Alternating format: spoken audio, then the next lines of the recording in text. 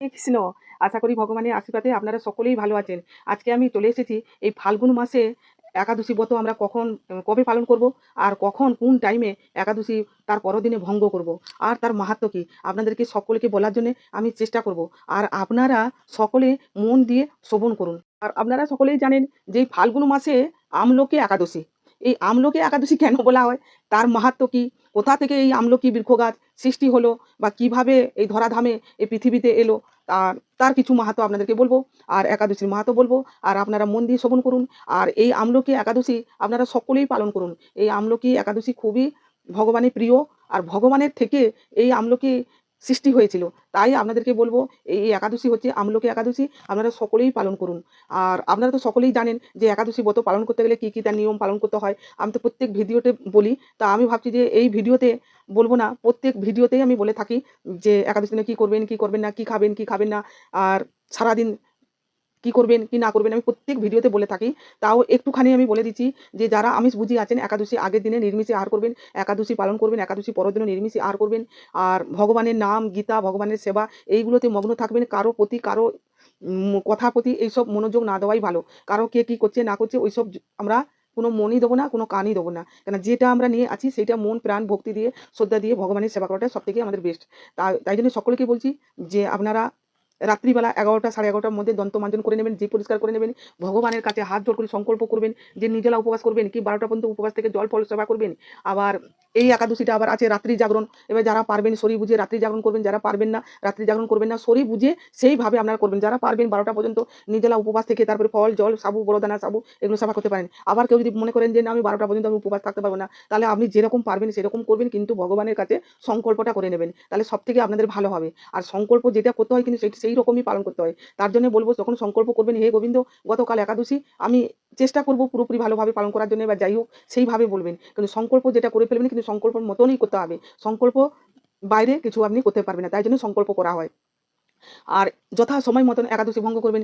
আর সকালে ব্রহ্ম মুহূর্তে স্নান করা, গঙ্গা গঙ্গা বলে 3বার বলে জল স্নান করবেন, তাহলে গঙ্গা স্নান হয়ে যাবে। আর দ্বাদশী দিনে মানে একাদশী পরদিনে দ্বাদশী, সেদিনই কেউ সকালবেলা কেউ স্নান করে ব্রহ্ম মুহূর্তে স্নান করে ভগবানের সেবা করে সেই প্রসাদ আপনারা সেবা করে একাদশী ভঙ্গ করতে পারেন। আর যে কারো ধরো শরীর বইছে না, তাহলে ভগবানের নির্মা খেয়ে একাদশী ভঙ্গ করবেন। কিন্তু একাদশী যখন ভঙ্গ করবেন তার মন্ত্র আছে, যারা মন্ত্র বলতে পারবেন বলবেন, যারা মন্ত্র বলতে পারবেন হরিনাম বলবেন। এই কলিযুগে মহামন্ত্র হচ্ছে হরে কৃষ্ণ নাম। এই মন্ত্র বলবেন, সব কিছু পুজো করলেও যারা মন্ত্র যায় না এই মহামন্ত্র বলে পুজো করতে পারেন। আবার এই মহামন্ত্র বলে একাদশী ভঙ্গ করতে পারেন। যারা পারবেন সেইভাবে করবেন, যারা পারবেন না এই ভগবানের মহামন্ত্র হরিনাম দিয়ে সব কিছু আপনারা করবেন। পুজো শেষে হরিনাম করবেন, কেন শাস্ত্রতে উল্লেখ আছে যে পুজোতে কোনো ত্রুটি হলে, কোনো অপরাধ হলে হরিনাম করলে তাতে ভগবান ক্ষমা করে দেন। তাই জন্যই বলছি যে যেরকম পারবেন ভগবান ভক্তি করে, আর ভগবানকে যদি কোনো ভক্ত কোনো কিছু নিবেদন করে কিন্তু ভগবান সেটা গ্রহণ করেন। কেন গীতাতেই তাই উল্লেখ আছে যে যে কোনো ভক্ত ভক্তি করে যদি ভগবানকে নিবেদন করে তাহলে ভগবান সেইটাই নিবেদন গ্রহণ করেন।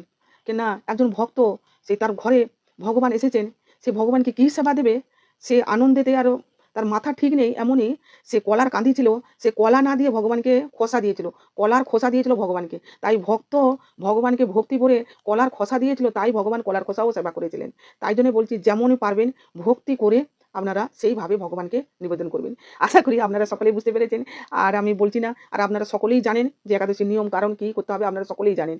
আর বিশেষ করে বাইরে কিছু কিনে একাদশী দিনে ব্যবহার করবেন না, যেরকম লঙ্কা গুঁড়ো, হলুদ গুঁড়ো এগুলো, বা সরিষার তেল, বা এমনি নুন, সমদক নুন ব্যবহার করবেন, গাওয়া ঘি ব্যবহার করবেন, সূর্যমুখী তেল ব্যবহার করবেন, আর বড়দানা সাবু ব্যবহার করবেন, ফল জল ডাব নারকোল যা পারবেন আপনারা খাবেন, কিন্তু পঞ্চশস্য বর্জন করে। যাই হোক, আর একাদশী দিনে চাটা খাবেন না। অনেকে বলে আমি চা খাই না, না চা খেলেও হবে না, কোনো নেশা করলে হবে না।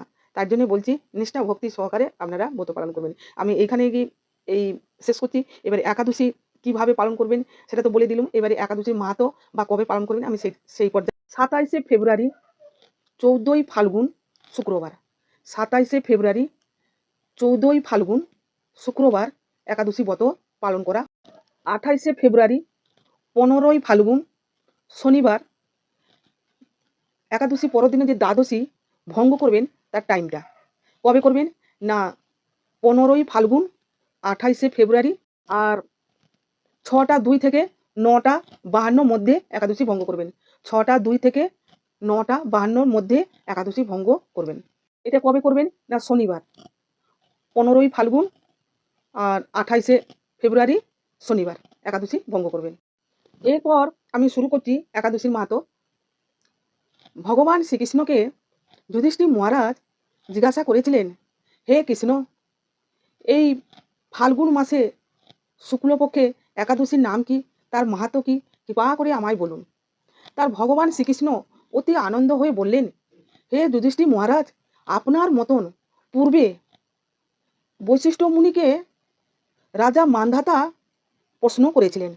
বৈশিষ্ট্য মুনিকে রাজা মান্ধাতা প্রশ্ন করেছিলেন। যে বৈশিষ্ট্য মুনি যেই প্রশ্নের উত্তর দিয়েছিলেন, আমি আপনাকে সেই কথাগুলোই বলবো, আপনি মন দিয়ে শ্রবণ করুন। বৈশিষ্ট্য মুনি রাজা মান্ধাতাকে এই একাদশীর কাহিনী যে বলে শুনিয়েছিলেন, তা ভগবান শ্রীকৃষ্ণ যুধিষ্ঠির মহারাজকে সেই কথাগুলো বর্ণনা করে শোনাবেন। তা ভগবান শ্রীকৃষ্ণ বললেন, হে মহারাজ, এই একাদশীর নাম হচ্ছে আমলকি। বিষ্ণু লোক প্রধানকারী রূপে এই একাদশী। এই একাদশী বিশেষভাবে মহিমান্ত। এই একাদশীর দিন আমলকি বৃক্ষ তলায় রাত্রি জাগরণ করলে শো গোদানের ফল লাভ হয়। তা আপনারা পারলে আমলকি বৃক্ষতলায় রাত্রি জাগরণ করবেন। বনে জঙ্গলে চলে যাবেন না, কেন ভয়ঙ্কর ব্যাপার আছে। যদি আপনারা পারেন, আপনাদের কাছে সুযোগ আছে, তাহলে আপনারা করবেন, আর নাহলে রাত্রিবেলা ঘরেই পাণ্ডু নন্দন, হে পাণ্ডু নন্দন, ব্রহ্মা রাতে দৈনন্দিন উপস্থিত হলে দেবতা, অসুর ও রাক্ষস সর্বকিছু বিনাশ হয়। তখন ভগবান কারেন সমুদ্রে অবস্থান করছিলেন। তখন ভগবান মুখপদ্ম থেকে ভূমিতে জল পড়ে। সেই জল নিধু থেকে একটি বিশাল বড় আমলকি বৃক্ষ গাছ হয়। সেই ভগবানের ওই মুখপদ্ম থেকে এক বিন্দুতে জল পৃথিবীতে যে পড়েছিল, সেই জল থেকে বিশাল বড় বৃক্ষ উৎপন্ন হয়। এই বৃক্ষর স্মরণে গোদানের ফল লাভ হয়। একাদশী দিনও বলবেন, আমলকি বৃক্ষ গাছ, আমলকি বৃক্ষ গাছ, আমলকি বৃক্ষ গাছ। স্মরণ করলে গোদানের ফল লাভ হয়। দর্শন করলে 1 গুণ ফল লাভ হয়। ভক্ষণ করলে 2 গুণ ফল লাভ হয়। আবার রাত্রি জাগরণ করলে শো গোদানের লাভ হয়। এটাও সেই গোদানেরই লাভ হবে, মানে দর্শন করলে গোদানের লাভ হবে আর 1 গুণ, আর উচ্চারণ করলে 2 গুণ, আবার সেবা করলে 3 গুণ। এইভাবে সেই আমলকির বৃক্ষ গাছ তার মহিমা, তার গুণ আছে।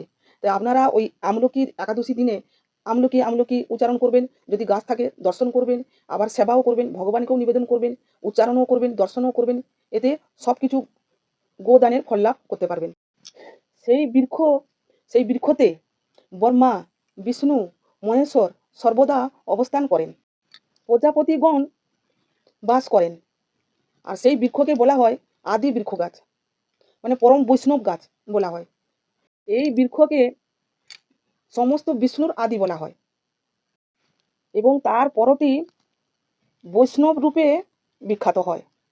শ্রেষ্ঠ ব্রত, সকলেরই পালন করা নিয়ম। এরপর ভগবান বললেন, একটি অদ্ভুত ইতিহাস আপনার কাছে বর্ণনা করি। প্রাচীনকালে বৈদিশ নামে প্রসিদ্ধ নগর ছিল। সেই নগরে চৈত্ররথ নামে রাজা রাজত্ব করতেন। পার্শ্ববিন্দুক রাজার পুত্রের পেতে জন্ম গ্রহণ করেন। তিনি অত্যন্ত শক্তিশালী রাজা, অত্যন্ত শক্তিমান ছিলেন, ঐশ্বর্যশালী ছিলেন, শাস্ত্র জ্ঞানেও তিনি ছিলেন। রাজা সর্বদাই মনোরম আনন্দপুরী এক দেব পরিবেশ। রাজা হলে তো রাজার তো সব কিছু থাকবে, তার আনন্দও থাকবে, পুণ্যও থাকবে, ভক্তও আছে, সব কিছু রাজা সব দিক থেকে সুখে দিন যাপন কাটাচ্ছেন। প্রজারা ছিলেন বিষ্ণু ভক্ত, তাহলে রাজারাও যেরকম তার প্রজারাও সেরকম, ওনারাও বিষ্ণু ভক্ত। রাজ্যের অভাব ছিল না, কিন্তু মঙ্গল ছিল। রাজা প্রজাদেরকে নিয়ে সুখেতে দিন যাপন কাটাতেন।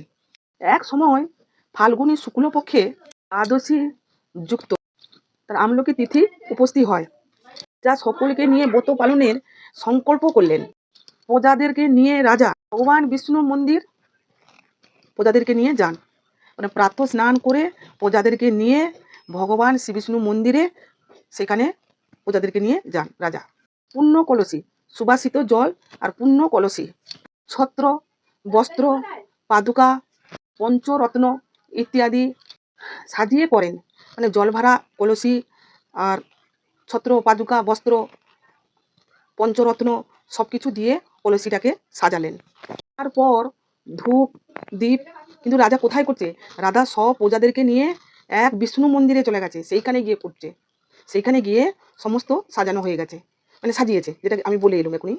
তারপরে কি বলছি শুনুন। ধূপ দ্বীপ দিয়ে যত্ন সহকারে ঋষি দ্বারা শ্রী পরশুরাম আমলকি পূজা করেন। সুখবর্ধক, হে ধাত্রী, হে পাপ বিনাশিনী আমলকি, তোমাকে প্রণাম, আমার অর্ঘ্য জল গ্রহণ করো। রাজা পুজোর শেষে বললেন যে হে আমলকি, আমার প্রণাম গ্রহণ করো আর অর্ঘ্য জল গ্রহণ করো। রাত্রি ভোরে সেই বিষ্ণু মন্দিরে রাত্রি জাগরণ করতে লাগলেন রাজা। আর সেইখানে দৈব চক্র ঘটনা বলতে পারো বা ভগবানের কৃপা বলতে পারো। একজন বেদ এসে উপস্থিত হলো সেই বিষ্ণু মন্দিরে, কিন্তু বেদ সারাদিন কোনো আহার খেতে পায়নি, মানে জোগাড় হয়নি বা পায়নি। যাই হোক, সারাদিন উপবাস ছিল। আর রাত্রে সন্ধ্যার পর শরীরটা খুব ক্লান্ত হয়, আর সে এসে বিষ্ণু মন্দিরে দেখছে যে এত লোকজন এখানে কি করছে, কি বা হচ্ছে। তখন সেই বেদ এসে মন্দিরে বসে বসে আর ভগবান পরশুরামকে দর্শনও করে। আর সেইখানে রাজা সকল প্রজাদেরকে নিয়ে এই আমলকির মাহাত্ম্য বন্দনা করেছিলেন, সেইটাও শ্রবণ করে আর রাত্রিও জাগরণ করে। এরা যখন রাত্রি জাগরণ করছে রাজারা তার প্রজাদেরকে নিয়ে, আর বেদও কী করেছে, রাত্রি জাগরণও করে। সারাদিন উপবাস ছিল, এদিকে রাত্রি জাগরণ করেছে, সেদিকে আমলকির মাহাত্ম্যও শ্রবণ করেছে, ভগবানকে দর্শন করে প্রণাম করেছে। এইভাবে বেদের দিবারাত্রি কেটে গেল। তার পরদিন সকালে জন্মমতে রাজা সকল প্রজাদেরকে নিয়ে তার রাজ্যতে ফিরে গেলেন। আর বেদ সকাল হতে সেও মন্দির থেকে ফিরে গেলেন। কিছুদিনের পর, মানে কিছু বছর পর, কিছুদিনের পর সেই বেদের মৃত্যু হয়। আর মৃত্যুর পর বেদ যখন মৃত্যু হলো, মৃত্যুর পর জয়ন্তী নগরে বিদুরথ নামে এক রাজা ছিলেন। তার পুত্র হয়ে জন্মগ্রহণ করলেন কে? বেদ। আর মহাবলী, মানে খুব শক্তিশালী, জন্মগ্রহণ করলেন বেদ। বেদের নাম হয়ে গেল বসুরথ। আগে জন্মে ছিল বেদ, এই জন্মেতে তার বসুরথ বলে কি সে নামে রাজা হলো।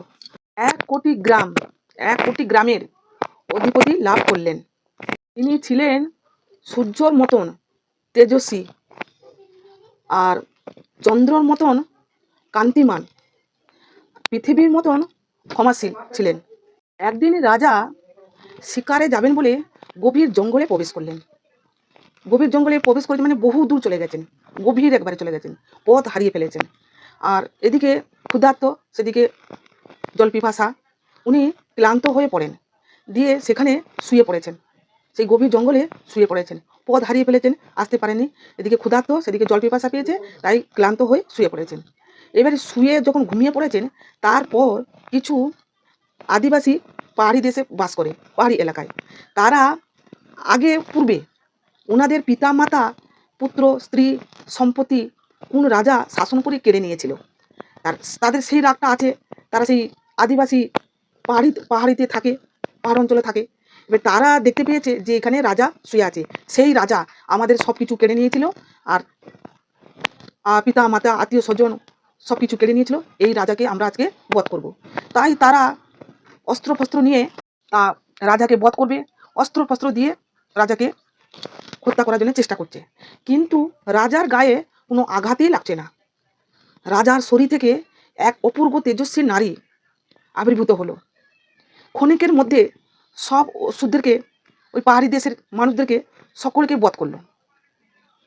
তখন রাজা চমকে করে উঠে পড়ে, কি হলো? রাজা স্বপ্ন দেখছিলেন যে আমি শুয়ে আছি, কিছু পাহাড়ি এলাকার আদিবাসীরা আমাকে মারধর করছে। তখন রাজা স্বপ্ন দেখছিলেন, চমকে উঠে দেখলেন যে কি হলো, কে আমাকে রক্ষা করলো, আমি কি একটা দেখলুম। তখন আকাশ থেকে দৈববাণী হলো যে এই জগতে ভগবান কেশব ছাড়া আর কে আছে আপনাকে রক্ষা করার জন্যে? এটা বলছে যে কে আমাকে উদ্ধার করলো, কে করলো, তার প্রতি কৃতজ্ঞতা জানাই। তখনই ভগবান দৈববাণী বললেন যে এই জগতে কেশব ছাড়া কে বা আছে, কে বা রক্ষা করবে? তাহলে ভাবুন, যখন কেউ নেই কিন্তু স্বয়ং ভগবান আছেন আমাদেরকে রক্ষা করার জন্যে, বাঁচানোর জন্যে। রাখে হরি মারে কে, মারে হরি রাখে কে। তাই রাজা ভক্তি সহকারে আনন্দ করে উনি রাজ্যতে ফিরে গেলেন। সেখানে প্রজাদেরকে নিয়ে নিষ্কণ্ঠ রাজ্য ইন্দ্রর মতন সুখ ভোগ করলেন। এরপর বৈশিষ্ট্য মুনি বললেন, হে রাজন, এইভাবে যে মানুষ এই আমলকি ব্রত পালন করে, যে ব্যক্তি এই পরম আমলকি ব্রত পালন করে, নিঃসন্দেহে সে বিষ্ণু লোকে প্রার্থী হয়। হরি বল। তাহলে আপনারা বুঝতে পারলেন, তাহলে এই পরম একাদশী সর্বশ্রেষ্ঠ ব্রত আপনারা সকলেই পালন করুন, সকলেই ভালো থাকুন, ভগবান আপনাদের মঙ্গল করুন। আর এই রাজাকে যেরকম ভগবান বিপদে আপদে সদাই রক্ষা করছেন, আমাদের সকলকেও রক্ষা করবেন। তার জন্য বলা হয় মারে হরি রাখে কে, রাখে হরি মারে কে। তাই সকলকে বলবো সকলে ভালো থাকুন, সুখে থাকুন। আর আমার সাথে সাথে বলুন হরে কৃষ্ণ কৃষ্ণ কৃষ্ণ হরে হরে, হরে রাম রাম রাম হরে হরে। জয় শ্রীকৃষ্ণ চৈতন্য প্রভু নিত্যানন্দ, শ্রীরাদ্বৈত গদাধর শিবাসাদি গৌর ভক্তবৃন্দ, হরি বল। হে গৌর ভক্তবৃন্দ, আপনারা সকলে ভালো থাকুন, সুস্থ থাকুন। কারো যদি প্রশ্ন থাকে জয় শ্রীকৃষ্ণ রাধে রাধে বলে কমেন্ট করবেন। আর ভিডিও যদি ভালো লাগে বন্ধু বান্ধব আত্মীয় স্বজনকে শেয়ার করবেন। আর আর আমি এখানে শেষ করছি, পরে ভিডিওতে দেখা হবে। নমস্কার, হরে কৃষ্ণ।